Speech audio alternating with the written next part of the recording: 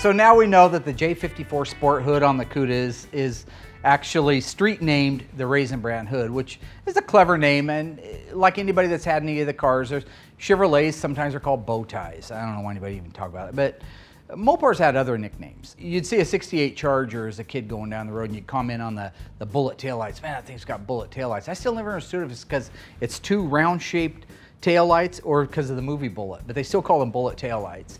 The pistol grip shifter got nicknamed a gunslinger. I don't know exactly why. Maybe Darren made that up on his own. I'm not quite sure. But you might, instead of saying, hey, has that thing got a pistol grip in it? Because you knew if it had a 4-speed, it had a pistol grip. That's the only shifter you could get. You'd say, man, that thing's rocking a 340.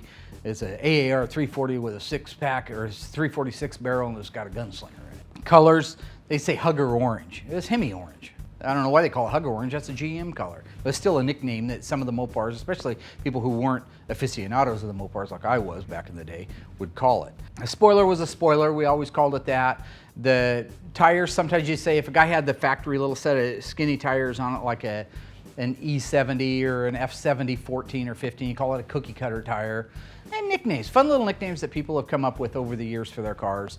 You call the interior a houndstooth interior when it's actually salt and pepper interior and carries a paint code that, or an interior trim code that actually calls it a black and white cloth interior.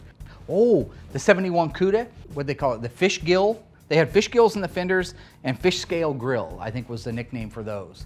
The road lamps were fog lamps, but actually they were called road lamps by its actual proper name.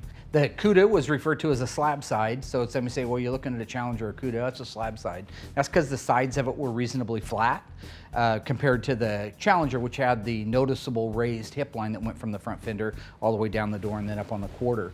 Cuda was called a fish. People still refer to it as that. That's one bad fish. There was a guy in town that had a Cuda. He wrote Doobie Cuda on the back of it. I still don't think that had anything to do with the actual Cuda itself. Does that guy get out of jail? Anyway, it's kind of cool when you look back. Ask your buddies, ask your dad, ask your uncle, ask your grandpa, what were some of the nicknames they had for their cars? I think it'll strike up a fun conversation. Some of it G-rated, maybe some of it not. I call my car the Buttmobile.